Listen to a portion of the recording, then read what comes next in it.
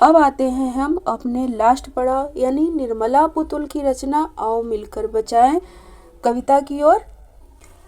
यह जो कविता है आओ मिलकर बचाएं, इसकी कवित्री है निर्मला पुतुल। और एक्चुअली यह जो कविता है आओ मिलकर बचाएं संथाली भाषा में लिखा गया है और हिंदी भाषा में रूपांतरण किया है अशोक सिंह ने। बच्चों, निर्मला पुतुल का जन्म एक आदिवासी परिवार में हुआ था। इनका आरंभिक जीवन जो था बहुत संघर्षमय था। इन्हें भी अपने बचपन में रोटी की समस्या से जूझना पड़ा था। आओ मिलकर बचाएं कविता में आदिवासी जीवन के कुछ अनछुए पहलुओं को दिखाया गया है।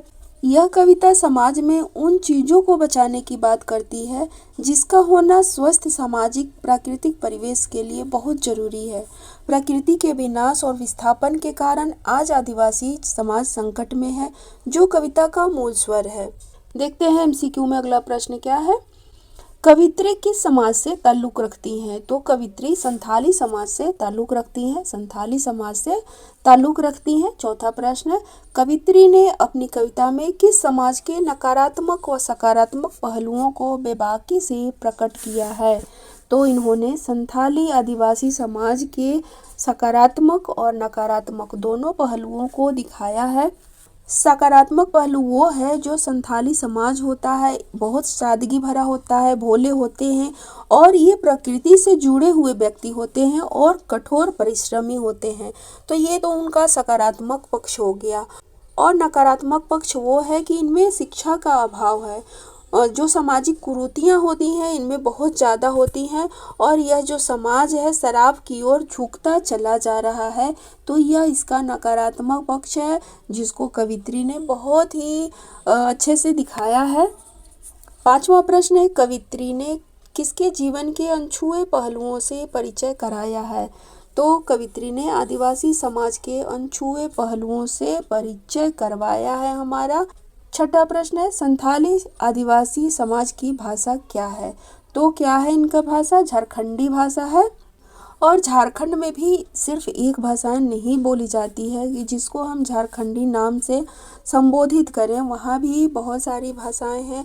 जितने भी आदिवासी वर्ग हैं, अलग अलग कैटेगरी है, संथाल है, उरांव है, तो उन सभी की अपनी अलग अलग भाषा है। संथाली भी एक अलग भाषा है।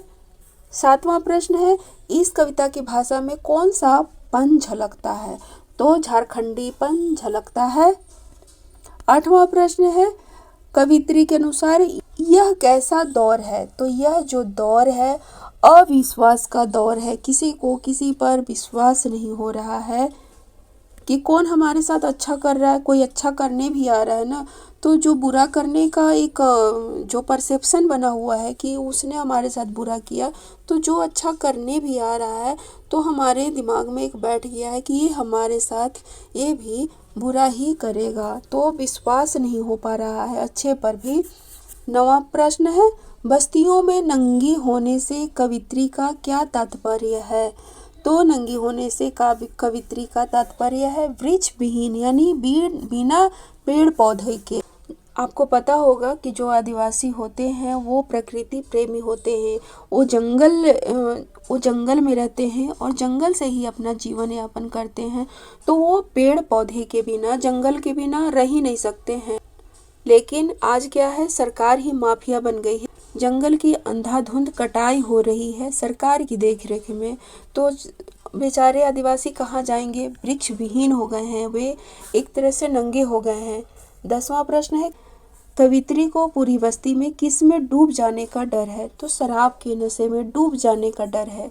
कवित्री को डर है कि जो उनका समाज है, समाज के जो पुरुष हैं वह शराब के नशे में डूब न जाएं, उनको डर है यह।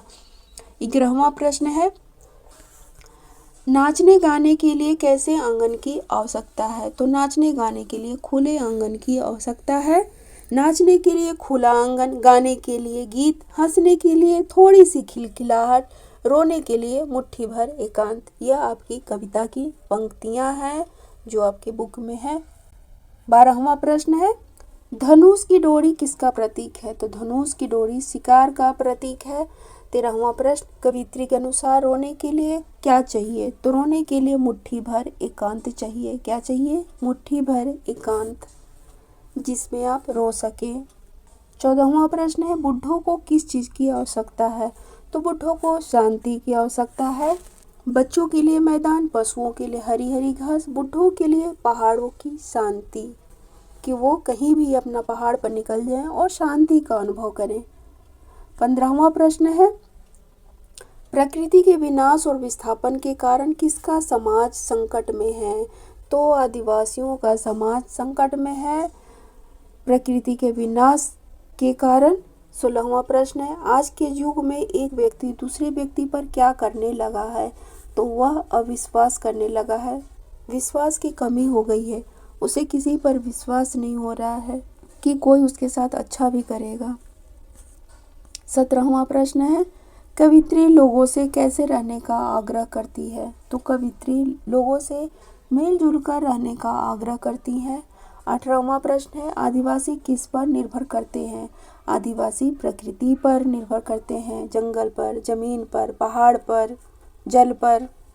19वां प्रश्न है, मन का हरापन में हरापन किसका प्रतीक है? तो हरापन खुशियों का प्रतीक है ना।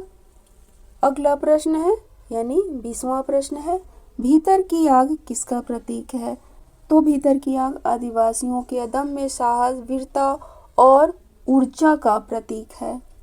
21वां प्रश्न, प्रकृति के विनाश के कारण कौन अपना अस्तित्व खोते जा रहे हैं? तो आदिवासी अपना अस्तित्व खोते जा रहे हैं क्योंकि आदिवासियों का अस्तित्व जंगल और प्रकृति पर ही निर्भर है। अगर जंगल को खत्म कर देंगे तो आदिवासी खत्म हो जाएंगे जो मूल निवासी हैं। 22वां प्रश्न है, कवित्री संथाली समाज के लोगों से क्या बचाने का आह्वान करती है?